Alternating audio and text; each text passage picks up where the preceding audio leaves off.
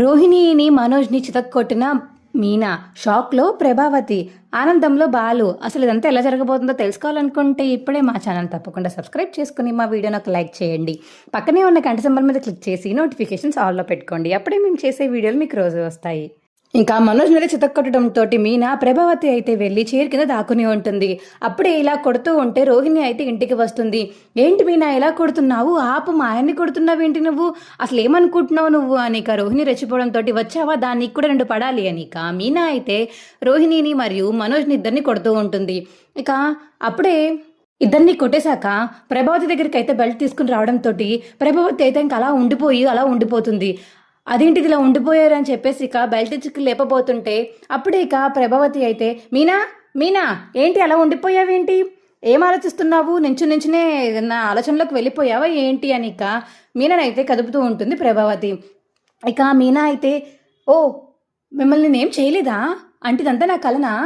ఓహో, అయితే మీ అందరినీ నేను కొట్టినట్టు కలగన్నానా అని చెప్పేసి ఇక నవ్వుతూ ఉంటుంది మీనా అయితే. కొట్టడం ఏంటి, ఏం మాట్లాడుతుంది ఇది ఏంటి అని చెప్పేసి ఇక ప్రభావతి అడుగుతుంటే ఇంక నవ్వుతూ ఉంటుంది మీనా అయితే. ఇక తెగ నవ్వుతూ ఉంటుంది ఇక నాన్ స్టాప్గా నవ్వడంతో, అబ్బా ఎందుకు నవ్వుతున్నావు చెప్పు, ఏడవే నువ్వెందుకు నవ్వుతున్నావో చూస్తుంటే నాకు చిరాకు వచ్చేస్తుంది, చెప్పు కారణం చెప్పు, ఏడు అని చెప్పేసి ఇక ప్రభావతి అంటుంటే, లేదత్తయ్య అమ్మ నవ్వులా ఆపుకోలేకపోతున్నానమ్మో అని చెప్పేసి ఇక నవ్వుతూ ఉంటుంది మీనా. నవ్వేసి కిచెన్ రూమ్లోకి అయితే వెళ్ళిపోతుంది. ఏంటత్తయ్య ఏంటిది? మీనా ఎందుకని అంతలా నవ్వుతుంది? అసలు ఏమైంది?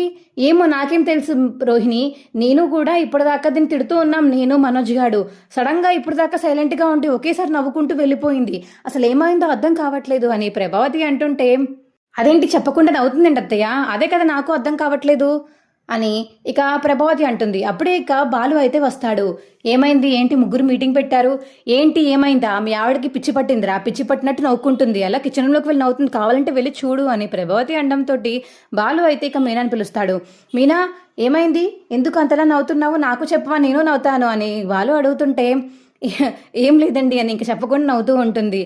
చెప్పు మీనా ఏమైందో నాకు కూడా అని ఇక బాలు అడిగేసరికి సరే చెప్తాను వినండి అని ఇక చెవులో చెప్తుంది, నవ్వుతూ చెవులో చెప్తుంది. ఇక బాలుకైతే బాలు కూడా ఇక నవ్వడం స్టార్ట్ చేస్తాడు మీనాతో పాటు. ఇక ఇద్దరు ఫుల్గా నవ్వుకుంటుంటే, అబ్బబ్బా కనుక్కోమని వీడిని పంపిస్తే వీడు కూడా నవ్వుతున్నాడు, ఛీ ఎందుకు నవ్వుతున్నారు అని ఇక ప్రభావతి అయితే పిచ్చెక్కిపోతుంది. అప్పుడే సత్యం కూడా వస్తాడు.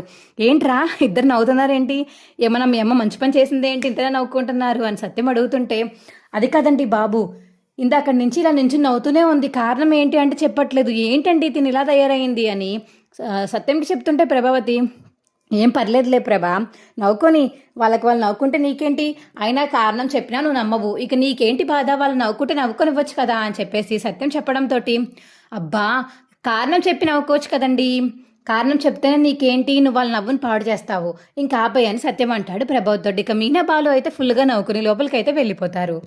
ఛే అడుగుతుంటే సమాధానం చెప్పుకుని నవ్వుకుంటున్నారు ఛీ అని చెప్పేసి ఇక లోపలికి అయితే వెళ్ళిపోతుంది ప్రభావతి అయితే. ఏంటి మనోజ్ నువ్వేమన్నావు, మీనానేమన్నా అన్నావా ఏంటి? సూప్ పెట్టమంటే అలా నించుని అలా తిట్టామని అలా నించుని కోపంగా చూసింది, మళ్ళీ ఏమైందో అలా ఉండిపోయాక నవ్వుకుంటూ వెళ్ళిపోయింది అని ఇక మనోజ్ చెప్పడంతో, సర్లే ఏదో అయ్యి ఉంటుందిలే కానీ పద మనం కూడా రూమ్లోకి వెళ్ళిపోదామని ఇక మనోజ్ మరియు రోహిణి అయితే రూమ్లోకి వెళ్ళిపోతారు. ఇంకో పక్క రవి అయితే మీనా మాటలు విని ఇక శృతి దగ్గరికి అయితే వెళ్తాడు.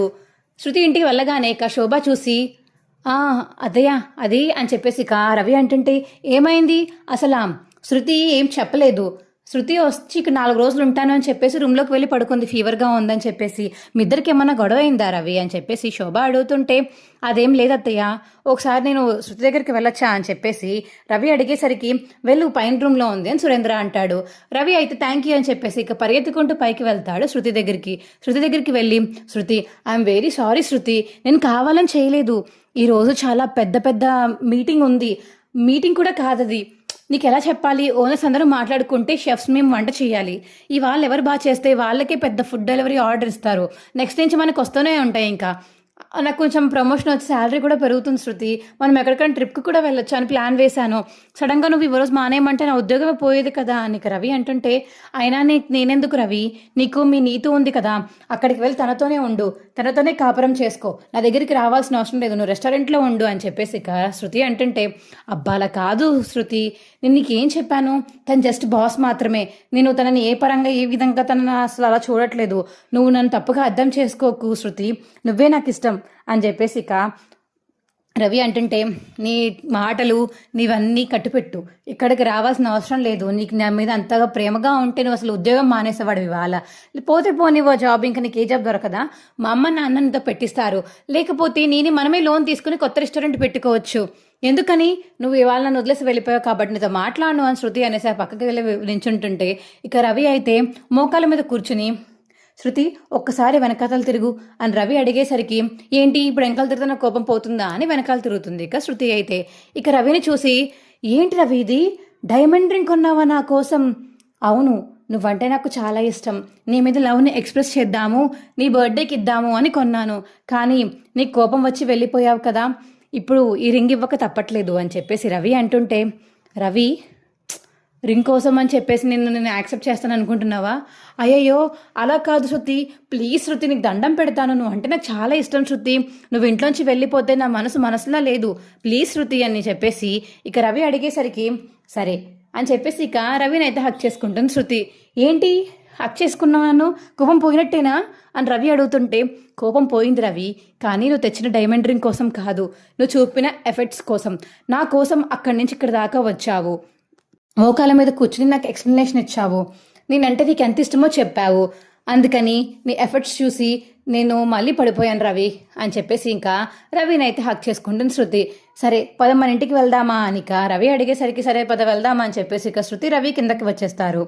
ఏంటి ఏమైంది, ఏమన్నా గొడవ మీ ఇద్దరికి అని ఇక కిందకి వచ్చాక శోభ అడుగుతుంటే, అదేం లేదు మమ్మీ, సరే మేము వెళ్తాము. ఎక్కడికి వెళ్ళేది? మా ఇంటికి వెళ్తున్నాము.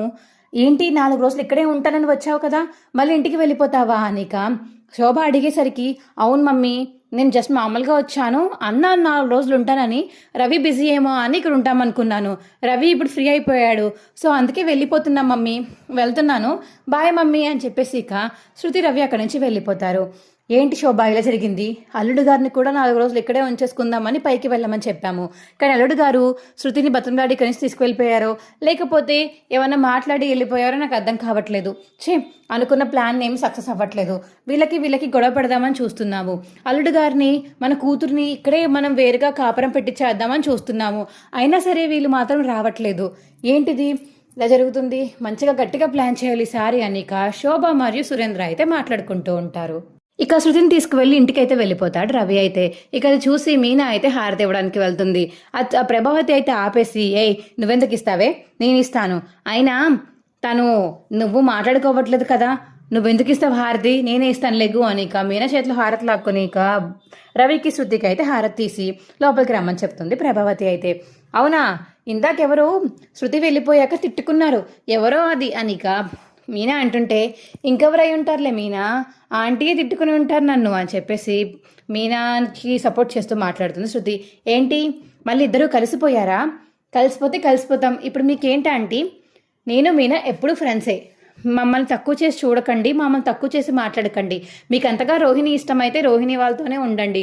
మీ కొడుకు మిమ్మల్ని ఎంత బాగా పోషిస్తాడో మేము చూస్తాము, ఆ రోహిణి కూడా మిమ్మల్ని ఎంత బాగా వండి పెడుతుందో మేము చూస్తాము అని చెప్పేసి ఇక శృతి అంటుంటే, ఓహో ఆఖరికి ఇద్దరు బాగానే కలిసిపోయామండి. మీరు రవికి నా మీద లేనిపోనివన్నీ చెప్తే మీనా నా గురించి పాజిటివ్గా చెప్పి రవిని నా దగ్గరికి పంపించింది. మీరు మా ఇద్దరిని విడదీయడానికి చూశారు, కానీ మీనా మాత్రం మా ఇద్దరిని కలపడానికి చూసింది. మీనాకి అది మీకు ఉన్న డిఫరెన్స్, అందుకే మీనాని ఎప్పుడు వదులుకోలేను. ఒక సొంత అక్కలాగా నా జీవితాన్ని బాగు చేసుకుంటూ వచ్చింది ఇప్పటిదాకా. ఒక సొంత సిస్టర్ లేదని నేను చిన్నప్పుడు బాధపడ్డాను, కానీ ఇప్పుడు నాకు ఆ లోటు లేదు, నాకు మీనానే పెద్ద సిస్టర్ అని చెప్పేసి ఇక శృతి చెప్పడంతో ఇక అలా చూస్తూ ఉండిపోతుంది ప్రభావతి అయితే. కలిసిపోయారు, నాకెందుకులే అని మనసులో అనుకుంటుంది ఇక ప్రభావతి అయితే. అవును డబ్బడమ్మా, నీకు బాగా అర్థమైందిలే మా అమ్మ గురించి. వచ్చి కొన్ని రోజులైనా నీకు బాగా మా అమ్మ గురించి అర్థమైపోయింది. మా అమ్మ ఎలాంటిదో, మా అమ్మ బిహేవ్ ఎలా చేస్తుందో అని చెప్పేసి. ఇక బాలు అంటుంటే, తెలుసు బాలు, నాకంతా తెలుసు. మీనా రవికి ఏం చెప్పి పంపించిందో తెలుసు. అలాగే ఆంటీ ఏం మాట్లాడారో కూడా నాకు తెలుసు. నాకెందుకు తెలీదు? నేను మనుషులను చూస్తే పసిగట్టగలను. ఆంటీ నా గురించి ఎలా రవికి చెప్పారో నాకు బాగా అర్థమైందిలే అని చెప్పేసి ఇక శృతి అంటుంటే, అవును డబ్బడమ్మా, నీకు అన్నీ తెలుసు. నువ్వు ఏం చెప్పక్కర్లేదు, నువ్వు కూడా నాలాంటి దానివేలే అని చెప్పేసి ఇక బాలు అయితే అంటాడు. ఛే, కొడుకుని కొడల్ని ఎప్పుడు విడదీద్దామని చూశాను. ఇలాంటి తల్లి ఉన్నా ఒకటే లేకపోయినా ఒకటే అని బాలు అంటుంటే, రేణు నోరు మూసుకుని ఉండరా, నీ కాపురంలోకి నేనేం రావచ్చు, చిచ్చులు పెట్టలేదు కదా అని ప్రభావతి అంటుంటే, ఓ అమ్మ ఎన్నిసార్లు పాపం, ఒక్కసారి కూడా రాలేదు మాకు లైఫ్లో చిచ్చు పెట్టడానికి. ఛాన్స్ దొరికిందంటే చాలు మీనాకి నాకు ఇంత గొడవ అయితే వచ్చి నన్ను రెచ్చగొడతావు, అస్తమానం నన్నే రెచ్చగొడతావు. మీనా దగ్గరికి వెళ్ళి మాట్లాడితే మీనా లెఫ్ట్ అండ్ రైట్ ఇస్తుంది కాబట్టి నువ్వు మాత్రం నన్నే రెచ్చగొట్టడానికి వస్తావు. ఒకసారి అలాగే రెచ్చగొట్టి మీనా మీద కోపం పడేలా చేశావు. అందుకని రెండోసారి ఇక నీ మాటలు నేను నమ్మలేదు. ఇంక నువ్వు ఎన్నిసార్లు చెప్పినా మీనా విషయంలో నేను మాత్రం తప్పుడు నిర్ణయం తీసుకోను అని బాలు అయితే ఇక ప్రభావతికి వార్నింగ్ ఇస్తాడు. మా వీడియో మీకు ఎలా అనిపించిందో కింద కామెంట్ సెక్షన్లో తెలియచేయండి. మా వీడియో కనుక నచ్చితే మా వీడియోని లైక్ చేసి తప్పకుండా మా ఛానల్ సబ్స్క్రైబ్ చేసుకోండి. పక్కనే ఉన్న గంట సింబల్ మీద క్లిక్ చేసి నోటిఫికేషన్స్ ఆల్లో పెట్టుకోండి. అప్పుడే మేము చేసే వీడియోలు మీకు రోజు వస్తాయి. Bye friends.